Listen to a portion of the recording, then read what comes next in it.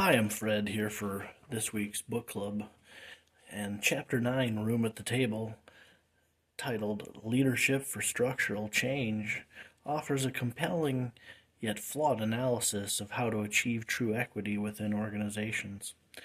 While Renee Kennedy's emphasis on dismantling systemic barriers sounds good in theory, the chapter feels stuck in a dated narrative that fails to account for the significant strides already made in those areas.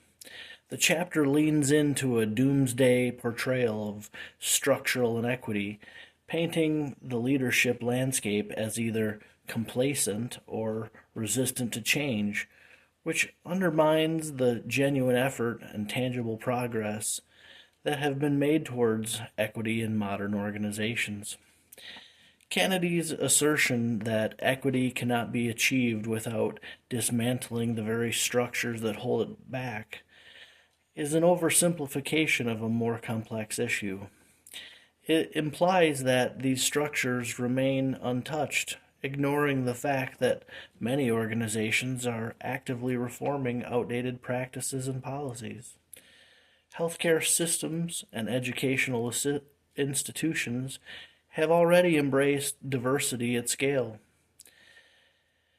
These efforts, while imperfect, show that structural change is already underway, contradicting Kennedy's bleak portrayal of the status quo. Additionally, the chapter's focus on systemic reforms overshadows the importance of individual accountability in achieving equity. Kennedy's argument that leadership must prioritize structural change is one dimensional, and her stance presents leaders as either part of the problem or powerless to enact meaningful change unless the entire system is overhauled. It's a binary view that overlooks the nuance required for effective leadership. The chapter's criticism of hiring policies that emphasize cultural fit is wildly oversimplistic. While it's true that this concept can perpetuate hiring similar recruits, many organizations involve diverse hiring panels and a blind recruitment process. Kennedy's condemnation of hiring practices that prioritize fit fails to recognize the progress that has been made to make these processes more inclusive. Instead of acknowledging that many organizations are actively working to balance diversity with the cultural alignment necessary for team cohesion, Kennedy dismisses the entire concept as inherently flawed. This chapter's tone further causes further loss of credibility by framing modern leadership as either unaware or indifferent to the issues of equity. Kennedy's critique doesn't leave room for the reality that many leaders are deeply invested in equity and are consistently implementing change management. Her portrayal of leadership as an obstacle to progress is out of touch with the reality that today's leaders, especially in the public healthcare sector, are already equity focused and have put in the hard work of dismantling barriers.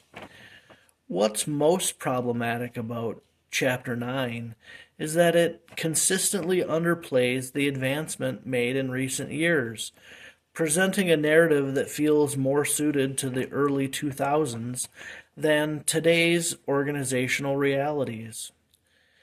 By focusing almost entirely on the structural challenges that persist, Kennedy ignores the solutions already being implemented across industry.